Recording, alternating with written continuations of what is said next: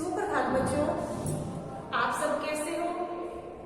आशा करती हूँ कि आप सब अपने घर पर अच्छे होंगे, स्वस्थ होंगे और अपनी पढ़ाई भी अच्छे से कर रहे होंगे। तो बच्चों, जैसे कि आप सभी को पता है कि जो कोविड-19 है वो अब फिर फैलता जा रहा है और इसी कारण आप सबकी फिर से वीडियोस या ऑनलाइन क्लासेस शुरू हुई है। तो आप सभी बच्चे बेटा, चाहे आपके पास वीडियोस भेजी जाती है या आपके जो भी क्लासेस होती है, आप उसको अच्छी तरह से समझने की कोशिश किया कीजिए। तो आज हम कक्षा 7वीं में बसंत भाग 2 में पाठ 2 दादी माँ आज हम ये पढ़ेंगे और इनके लेखक का नाम है शिव प्रसाद सिंह। तो आज मैं पहले आपको जो पाठ है दादी माँ उसके बारे में बताना चाहूंगी कि इस पाठ का नाम दादी माँ क्यों पड़ा और इसमें जो लेखक है वो क्या बताना चाहता है। तो आज हम पढ़ेंगे दादी माँ। इसमें जो लेखक है शिव प्रसाद सिंह, इसमें उन्होंने अपनी ही दादी और अपने ही बचपन का वर्णन इसमें किया है। इसमें बताया गया है कि जब वो 20 साल के थे, लेखक जब 20 साल के थे तब वो बाहर नौकरी के सिलसिले में या फिर पढ़ाई के सिलसिले में बाहर ही रहते थे। वो अपने परिवार से दूर रहते थे। तो एक दिन उनके पास एक पत्र आया जब वो बाहर थे, तो वो उस पत्र को देखकर या पढ़कर इतना कांप जाते हैं और उसके मन में जो पहले वाली घटनाएं थी वो उनके मन में घूमना शुरू कर देती हैं। और उस पत्र में क्या लिखा था? उस पत्र में उनकी जो दादी थी, जो उन्हें बहुत प्यार करती थी, उनकी मृत्यु हो चुकी थी, इसका समाचार ही उस पत्र में था। और लेखक में यह एक कमजोरी थी कि वो हमेशा अपने परिवार के बारे में अगर वहां से कोई भी ऐसी कुछ भी खबर आती थी तो वो जल्दी ही भावुक हो जाते थे।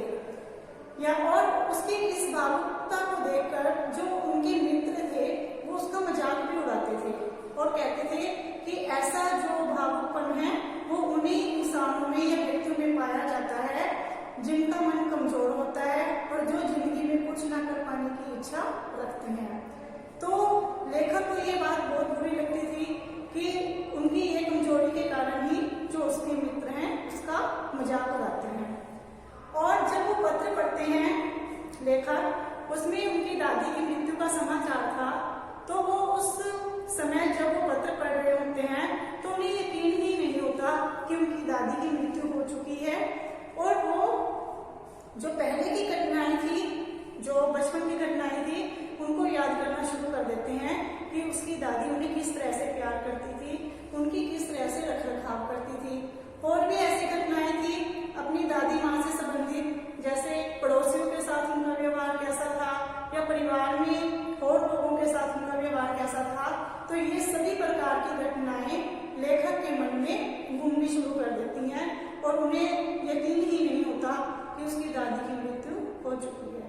तो अब हम इस पाठ में पढ़ेंगे दादी माँ। अब आप इसको ध्यान से समझने की कोशिश करेंगे, जो भी आपको समझाया जाएगा उसको विस्तार से पढ़िए। कमजोरी ही है अपनी, पर सच तो यह है कि जरा सी कठिनाई पड़ते, बीसों गर्मी, बरसात और बसंत देखने के बाद भी मेरा मन सदा नहीं तो प्राय अनमना सा हो जाता है। इसमें जो लेखक है वो यही कहना चाहता है कि मेरी हमेशा यही कमजोरी रही है कि बीसों गर्मी का मतलब कि मैं अपने जो जीवन है मेरा उसमें 20 गर्मी, 20 बरसात और 20 बसंत देख चुका हूँ। यानी कि मेरी उम्र 20 वर्ष की हो चुकी है और मेरा मन सदा नहीं, वो कहते हैं हमेशा तो नहीं, लेकिन कई बार, ज्यादातर जो मेरा मन है वो अनमना का मतलब होता है कि मन ना लगना, कि इस तरीके से रहता है कि मेरा कहीं पर भी मन नहीं लगता और मैं थोड़ी सी बात को सोचकर ही भावुक हो जाता हूँ। मेरे शुभचिंतक मित्र मुंह पर मुझे प्रसन्न करने के लिए आने वाली छुट्टियों की सूचना देते हैं और पीछे मुझे कमजोर और जरा सी प्रतिकूलता से घबराने वाला कहकर मेरा मजाक उड़ाते हैं। इसमें लेखक कहता है मेरे शुभचिंतक मित्र, कि जो मेरे अच्छे मित्र हैं, जो मेरा भला चाहने वाले हैं, वो मुझे खुश करने के लिए तो मेरे मुंह पर जो आने वाली छुट्टियां होती हैं उसकी सूचना देते रहते हैं, ताकि मैं खुश हो जाऊं कि अब छुट्टियां आने वाली हैं और मैं अपने परिवार के पास जाऊं। तो वो मुझे ऐसी सूचनाएं देते रहते हैं, लेकिन मेरे पीठ पीछे मेरी बुराइयां भी करते रहते हैं कि मेरी जो कमजोरी है कि मैं थोड़ी थोड़ी सी बात पर भावुक हो जाता हूँ, उसको लेकर मेरा मजाक भी उड़ाते रहते हैं। मैं सोचता हूँ अच्छा अब कभी उन बातों को नहीं सोचूंगा, लेकिन मैं कई बार सोचता हूँ कि अब मैं इन बातों को नहीं सोचूंगा, ठीक है जाने दो, सोचने से होता ही क्या है। पर बरबस मेरी आंखों के सामने, बरबस का मतलब होता है बार बार, लेकिन बार बार मेरी आंखों के सामने शरद की शीत किरणों के समान, शरद का मतलब सर्दी, शीत ठंडी, कि जो सर्दी की ठंडी किरणें होती हैं वो कैसी होती हैं, स्वच्छ और शीतल। तो उनके समान किसी की धुंधली छाया मेरे मन के आगे नाच उठती है, आंखों के सामने नाच उठती है। किसकी नाच उठती है? तो धीरे धीरे उसको किसकी याद आने लगती है? अपनी दादी की याद आने लगती है। मुझे लगता है जैसे कबाड़ के दिन आने हैं। कबाड़ का मतलब होता है बेटा एक महीने का नाम होता है। जैसे हिंदू में भी, हिंदू जो कैलेंडर होता है, हिंदू पंचांग के अनुसार हमारे हिंदू महीनों के नाम भी होते हैं। जैसे इंग्लिश महीनों के नाम तो होते हैं जनवरी, फरवरी, मार्च, अप्रैल, इस तरह से नाम होते हैं। लेकिन हिंदू महीनों के भी नाम होते हैं बेटा, जैसे पो, माघ, चैत, बैसाख। तो इस तरीके से भी हिंदू कैलेंडर में नाम होते हैं। तो ये जो कबाड़ का महीना है, कौन सा नाम है? आश्विन। आश्विन महीने का नाम होता है। ये कौन सा महीना होता है? जैसे सितंबर के आसपास का मौसम होता है। लेखक इसमें कहता है कि मेरे गांव के चारों ओर पानी ही पानी हिलोरे ले रहा है। इसमें जो लेखक है उसके मन में पहले वाली जो बचपन की बातें हैं, अपनी दादी के समय की बातें हैं, वो सोच रहा है और कहते हैं कि मेरे गांव के चारों, उस समय मेरे गांव के चारों ओर पानी ही पानी की लहरें उठ रही थी। दूर के सिवान से बहकर आए हुए मोथा और साई की अधकली घासें, गेहूं और वन प्याज की जड़ें तथा नाना प्रकार की बरसाती घासों के बीच सूरज की गर्मी में खोलते हुए पानी में सड़कर एक विचित्र गंध छोड़ रहे हैं। दूर के सिवान का मतलब है नाला। जैसे गंदे नाले होते हैं उनमें बदबू हुई रहती है। तो इसमें लेखक कहता है कि दूर के सिवान से, कि दूर के नाले से बहकर जो अधगली जो फसलें होती हैं, जो गल जाती हैं, बेकार की जो फसलें होती हैं, जैसे मोथा, साई, तो इसमें फसलों के नाम बताए गए हैं कि वो सड़ गई हैं और वो सड़कर नाले में पड़ी हैं और उसकी जो बदबू है वो चारों तरफ आ रही है। रास्तों में कीचड़ सूख गया है और गांव के लड़के किनारों पर जाग भरे जलाशयों में धमाके से कूद रहे हैं। रास्तों में जैसे पानी पड़ा होता है वो सूख गया है और वहां पर कीचड़ हो गया है, और जो गांव के लड़के हैं उनके किनारों पर जो कीचड़ है उसके किनारों पर जो थोड़ा थोड़ा पानी है, जिनमें जाग है, उनमें कूदते रहते हैं। अपने अपने मौसम की अपनी अपनी बातें होती हैं। लेखक कहते हैं कि जो जैसे हर मौसम आता है, गर्मी, सर्दी, बरसात, तो कहते हैं कि चाहे कोई भी मौसम हो उसकी अपनी ही बात होती है। गर्मी में हमें जैसे कुछ और अच्छा लगता है, ठंडे पेय पदार्थ, ये सब चीजें अच्छी लगती हैं। सर्दी में हमें गर्म चीजें अच्छी लगती हैं। बरसात में हमें कुछ और खाने का मन करता है या कुछ और फल फ्रूट उसमें आते हैं। तो लेखक कहते हैं कि हर मौसम की अपनी अपनी बात होती है। आषाढ़ में आम और जामुन न मिले चिंता नहीं, अगहन में चिवड़ा और गुड़ न मिले दुख नहीं, चैत के दिनों में लाई के साथ गुड़ की पट्टी न मिले अफसोस नहीं, पर कबाड़ के दिनों में इस गंधपूर्ण जाग भरे जल में कूदना न हो तो बड़ा बुरा मालूम होता है। इसमें जो लेखक है वो कहना चाहता है कि जो सड़कों पर कीचड़ वाला पानी होता है, जैसे तालाब होते हैं, थोड़े थोड़े पानी भरा होता है और जिनके किनारों पर जाग भरी होती है, तो उनमें सभी लड़कों को कूदना अच्छा लगता है। लेखक को भी उसमें कूदना बहुत अच्छा लगता था। तो वो कहते हैं कि मुझे उसमें कूदना इतना अच्छा लगता था कि अगर हमें आषाढ़ के महीने में आम और जामुन खाने को न मिले तो हमें कभी दुख नहीं होता था, चिंता नहीं होती थी। अगर हमें गुड़ और चिवड़ा खाने को न मिले तो इस बात का भी दुख नहीं होता था, और अगर हमें कुछ और भी खाने को न मिले तो हमें अफसोस लेकिन अगर हमें कूदने को ना मिले तो हमें बहुत ही बुरा लगता था कि हमें किसी ने कूदने नहीं दिया। मैं भीतर बुड़क रहा था। 2-1 दिन ही तो कूद सका था, नहा धोकर बीमार हो गया।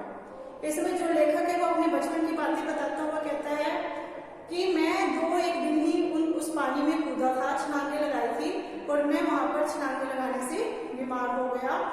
हल्की बीमारी न जाने क्यों मुझे अच्छी लगती है। थोड़ा थोड़ा ज्वर हो, सर में साधारण दर्द और खाने के लिए दिन भर नींबू और साबु। लेकिन इस बार ऐसी चीज नहीं थी। ज्वर तो चढ़ा तो चढ़ता ही गया, रजाई पर रजाई और उतरा रात 12 बजे के बाद। इसमें लेखक कहता है कि इस बार वैसे तो मुझे अगर थोड़ा सा भी बुखार चढ़ जाता था तो मुझे कोई चिंता नहीं होती थी, मुझे वो अच्छा लगता था। लेकिन इस बार जब मुझे बुखार चढ़ा तो मुझे कपकपी चढ़ी हुई थी, रजाई ओढ़े हुए मैं पड़ा था और जब मेरा बुखार उतरा तो कब उतरा? रात को 12 बजे के बाद। दिन में चादर लपेटे सोया था। दादी माँ आई, शायद नहाकर आई थी उसी जाग वाले जल में। पतले दुबले स्नेह सने शरीर पर सफेद किनारीहीन धोती, सन से सफेद बालों के सिरों पर सद्य टपके हुए जल की शीतलता। तो इसमें लेखक अपनी दादी के जो उनका चरित्र था या उनका जो जैसा उनका व्यवहार था या उनका कैसे दिखने में लगती थी, इस प्रकार का उसमें वर्णन करते हुए कहता है कि वो दुबले पतले शरीर वाली थी और उन्होंने सफेद किनारीहीन धोती पहनी हुई थी, उनके बाल सफेद थे और उन्होंने सिर धोया हुआ था, बाल धोए हुए थे और उनके बालों से पानी टपक रहा था। आते ही उन्होंने सर पेट छुए और जैसे वो आई उन्होंने मेरा पेट और सर को छू के देखा। जैसे होते हैं ना कि बड़े लोग होते हैं, जब छोटे बच्चों को बुखार हो जाता है तो घर में जो बड़े लोग होते हैं वो कैसे देखते हैं? छू कर देखते हैं कि कितना बुखार है और कितना नहीं। आंचल की गांठ खोल किसी अदृश्य शक्तिधारी के चबूतरे की मिट्टी मुंह में डाली, माथे पर लगाई, दिन रात चारपाई के पास बैठी रहती। अब आप लोगों ने देखा होगा जब आपके घर में कोई दादा दादी या कोई बड़े बुजुर्ग होते हैं तो जैसे विभूति कहते हैं ना जिसको, तो इसी में उसको चबूतरे की मिट्टी कहा गया है। तो क्या होता है कि जब घर में कोई बच्चा बीमार हो जाता है तो घर के बड़े बुजुर्ग उनके माथे पर, सिर पर या शरीर पर विभूति लगा देते हैं ताकि उनका बुखार उतर जाए। तो इसी प्रकार उनकी दादी ने भी लेखक को ऐसे ही मिट्टी लगाई थी और दिन रात चारपाई के पास बैठी रहती। कभी पंखा जलती, कभी जलते हुए हाथ पैर कपड़े से सहलाती, सर पर दालचीनी का लेप करती और 20 बार छू कर ज्वर का अनुमान करती। तो इसमें जो लेखक है वो अपनी दादी की ममता में का वर्णन कर रहा है कि उनका जो ममता थी वो मेरे प्रति कैसी थी। वो बार बार मेरा सिर छू कर देखती, शरीर छू कर देखती और क्या करती? कभी मेरे सिर पर दालचीनी का लेप करती। तो ये मेरी दादी की मेरे प्रति बहुत ही ममता थी। हांडी में पानी आया कि नहीं, उसे पीपल की छाल से छोंका के नहीं, खिचड़ी में मूंग की दाल एकदम मिल तो गई है, कोई बीमार के घर में सीधे बाहर से आकर तो नहीं चला गया, आदि लाखों प्रश्न पूछ कर घर वालों को परेशान कर देती। अब इसमें क्या बताया गया है कि जैसे जब आपके घर में कोई दादी होती है या कोई बड़े बुजुर्ग होते हैं तो वो क्या करते हैं कि उन्हें आपकी बहुत चिंता होती है और वो जो आपकी जैसे मम्मी है, पापा है, उनसे कुछ ना कुछ क्वेश्चंस पूछती रहती है कि क्या तुमने ऐसा तो नहीं किया, कभी ऐसा तो नहीं किया कि बच्चा बीमार हो गया, ऐसे हो गया। तो वो भी उसकी माँ से या घर वालों से ऐसे ऐसे क्वेश्चन पूछ के उन्हें क्या करती रहती थी, मतलब परेशान करती रहती थी। और ये भी एक उनकी प्रति ममता थी कि उन्हें लगता था कि बच्चा जल्दी से ठीक हो जाए, तभी वो औरों से ऐसे ऐसे प्रश्न पूछती रहती थी। दादी माँ को गाँव की 50 किस्म की दवाओं के नाम याद थे। जो दादी माँ हैं उन्हें छोटी छोटी दवाएं जैसे होते हैं ना कि एक तो हम डॉक्टर से दवाई लेके आते हैं और एक घर वाले अपना जो देसी इलाज है वो करते रहते हैं। तो ऐसे ही दादी माँ को देसी जो तरीके थे ठीक करने के वो बहुत ज्यादा आते थे। गांव में कोई बीमार होता उसके पास पहुंचती और वहां भी वही काम, हाथ छूना, माथा छूना, पेट छूना, फिर भूत से लेकर मलेरिया, सरसाम किसको कहते हैं कि जैसे कपकपी चढ़ जाती है और कपकपी होने से किसी बच्चे को बुखार हो जाता है तो उसको हम बोलते हैं सरसाम। निमोनिया तक का अनुमान विश्वास के साथ सुनाती। वो क्या करती थी उसकी दादी, वो घर में तो ऐसा करती ही थी, लेकिन अगर गांव में भी कहीं चली जाती थी तो उसका शरीर छूकर उन्हें बता देती थी कि ये निमोनिया है, मलेरिया है या सरसाम है, तो उन्हें वो छूने से ही बीमारी का नाम बता देती थी। महामारी और विषूचिका के दिनों में रोज सवेरे उठकर स्नान के बाद लवंग और गुड़ मिश्रित जलदार गोगल और दूध। महामारी और विषूचिका, महामारी और विषूचिका के दिनों में, विषूचिका बोलते हैं मतलब संक्रामक रोग जो एक व्यक्ति से दूसरे व्यक्ति में आसानी से फैल जाता है, उसको हम संक्रामक रोग बोलते हैं। जैसे आजकल कोविड-19 का भी रोग फैला हुआ है तो इसको भी हम संक्रामक रोग कहते हैं, क्योंकि एक व्यक्ति से दूसरे व्यक्ति में आसानी से फैल जाता है। तो इसी प्रकार के जैसे हैजा, चेचक, इस प्रकार के जो रोग होते हैं इन्हें भी हम संक्रामक रोग बोलते हैं। तो इन दिनों में रोज सवेरे उठकर उसकी दादी क्या करती थी, जैसे ऐसे किसी को कोई रोग हो जाता था तो जैसे नमक या गुड़ का मिश्रित जो पानी होता था, गूगल और दूध वो घर में करती फिरती थी। सफाई को उनसे सीख ले, वो घर की सफाई का भी बहुत ध्यान रखती थी, औरों को भी इसके लिए प्रेरित करती थी। दवा में देर होती, मिश्री या शहद खत्म हो जाता, चादर या गिलाफ नहीं बदले जाते तो वे जैसे पागल हो जाती। तो यहाँ पर उनकी सफाई के बारे में बताया गया है कि वो कितना सफाई रखती थी, कि अगर किसी दवा में देर हो जाती थी, अगर घर में कोई चीज खत्म हो जाती थी, और अगर चादर या जैसे तकियों के कवर्स होते हैं वो नहीं बदले जाते थे तो वो क्या करती थी, पागल, पागल का मतलब कि उन्हें बेचैनी हो जाती थी कि ये वाला काम अभी तक क्यों नहीं किया। बुखार तो मुझे अब भी आता है, नौकर पानी दे जाता है, मेष महाराज अपने मन से पकाकर खिचड़ी या साबू कि नौकर मुझे पानी दे जाता है, और जो महाराज यानी कि खाना बनाने के लिए जो उन्होंने अपने घर पर रखे हुए थे वो मुझे कुछ भी खिचड़ी या साबू बनाकर दे जाते थे। डॉक्टर साहब आकर नाड़ी देख जाते हैं और कुनैन मिक्सचर की शीशी की पिटाई के डर से बुखार भाग भी जाता है। तो इसमें कहते हैं कि डॉक्टर साहब भी आते हैं और वो भी मुझे दवाई की शीशी देकर चले जाते हैं, पर न जाने क्यों ऐसे बुखार को बुलाने का जी नहीं होता। लेखक कहता है कि ऐसे ऐसे बुखार को, जो बुखार मुझे अब चढ़ा है, ऐसे ऐसा बुखार किसी को नहीं होना चाहिए और इसमें मेरा बिल्कुल भी मन नहीं लग रहा है।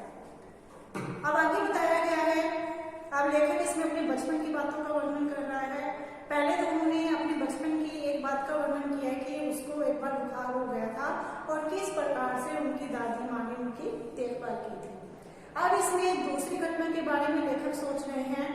इसमें बताया गया है कि किशन भैया मतलब जो भैया था उसके बारे में वो बात कर रहे हैं और कह रहे हैं कि किशन भैया की शादी ठीक हुई, दादी माँ के उत्साह और आनंद का क्या कहना, कि जब हमारे घर में मेरे किशन भैया की शादी थी तो मेरी दादी माँ बहुत ही खुश थी, दिन भर गायब रहती। गायब का मतलब कि घर में उनको पता ही नहीं चलता था कहाँ पर है, सारा घर जैसे उन्होंने सर पर उठा लिया हो।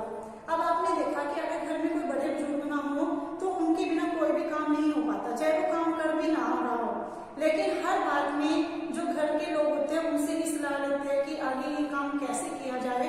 तो ऐसे ही जो उनकी दादी है उनसे भी हर बात के लिए सलाह दी जाती थी और वो इसके लिए क्या करती रहती थी, शोर में जाती फिरती रहती थी कि अब ये काम ऐसे करो, अब ऐसे करो, जल्दी करो।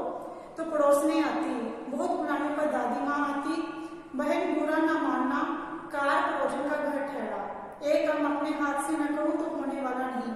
तो उसकी दादी कहती है कि अगर ये काम भी मैं किसी को ना बताऊं या अपने हाथ से ना करूं तो वो काम हो ही नहीं पाता। जानने को लोग सभी जानते थे कि दादी माँ कुछ करती नहीं, वैसे तो सभी लोग जानते थे कि दादी माँ कुछ काम नहीं करती, लेकिन अगर वो किसी काम को काम के समय वहां पर नहीं है तो वो काम बहुत देर में होता था, वो काम हो ही नहीं पाता था। तो इसमें यही बताया गया है कि जो घर के बड़े बुजुर्ग होते हैं अगर वो घर पर समय पर ना हो या घर पर कोई काम किया जा रहा हो और वो वहां पर ना हो तो वो काम करने में देरी हो जाती है और समय पर नहीं हो पाता। उन्हीं दिनों की बात है, एक दिन दोपहर को मैं घर लौटा, बाहर निकसार में दादी माँ किसी पर बिगड़ रही थी। निकसार का मतलब जैसे घर के बाहर दादी माँ किसी को डांट रही थी। देखा पास के कोने में दुबकी रानी की चाची खड़ी है। वो अपनी किसी पड़ोसन की बात करते हुए कहता है रानी की चाची, वो उसको क्या कहकर बोलते थे, रामी की चाची, और वो दादी माँ के पास जैसे दुबकी हुई खड़ी है, डरी हुई खड़ी है।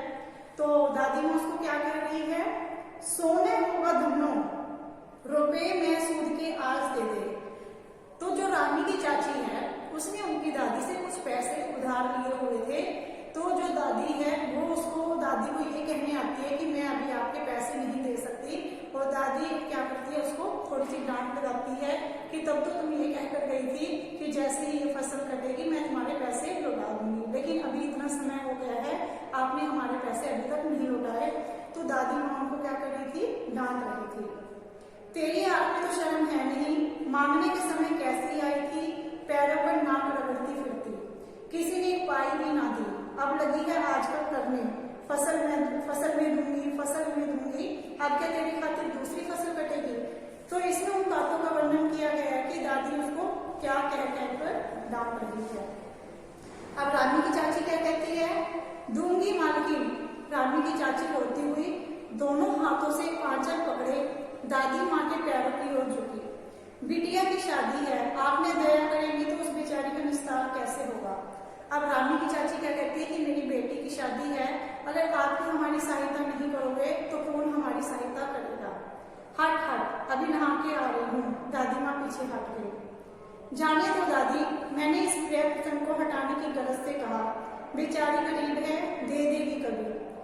तो इसमें जो लेखक है वो पास खड़ा ही इन बातों को सुन रहा था, और वो उसको लग रहा था कि ये जो प्रसंग यहाँ पर चल रहा है या जो भी बातें यहाँ पर हो रही है ये अच्छी बातें नहीं है, दादी उसको डांट रही है। तो वो इस घटना को, इस प्रसंग को दूर करने के लिए, हटाने के लिए अपनी दादी को कहता है कि दादी चलो छोड़ो ना इस बात को कि बेचारी गरीब है, आपके पैसे दे देगी, आप इस बात को छोड़ो, चला है समझाने। अब उसकी दादी लेखक को कहती है, चल आया बड़ा तो समझाने के लिए। मैं चुपके से आंगन की ओर चला गया, कई दिन बीत गए, मैं इस प्रसंग को एकदम भूल सा गया।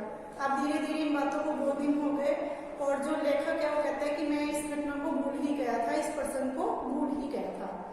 एक दिन रास्ते में रामी की चाची मिली, 2 दिन हो गए थे, तो मुझे फिर रास्ते में रामी की चाची मिली, और वह दादी को पोतों फलों 2-2 नहाओं का आशीर्वाद दे रही थी। वह दादी को इस प्रकार का आशीर्वाद दे रही थी। मैंने पूछा, क्या बात है धन्नो चाची? तो उसने विहल होकर कहा, उरीन हो गई बेटा। तो जब वो दादी को आशीर्वाद दे रही थी तो लेखक से रहा नहीं रहा। उन्होंने उससे पूछा कि क्या बात है चाची, उस दिन तो तुम जो है दादी आपको इतना डांट रही थी और अब आप दादी को इतना आशीर्वाद दे रही हो, तो क्या बात है?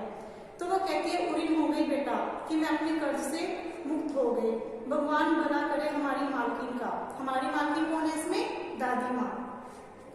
कल ही आई थी, पीछे का सभी रुपया छोड़ दिया, ऊपर से 10 रुपए का नोट देखकर बोली कि मैं कल ही दादी माँ के पास से होकर आई हूँ, उन्होंने मेरा जो पिछला पैसा था वो सारा माफ कर दिया है, और कहते हैं कि रहने देना, क्या करोगी देकर, और ऊपर से मुझे 10 रुपए का नोट और दिया, और कहती है कि अपनी बेटी की शादी में इसको लगा लेना।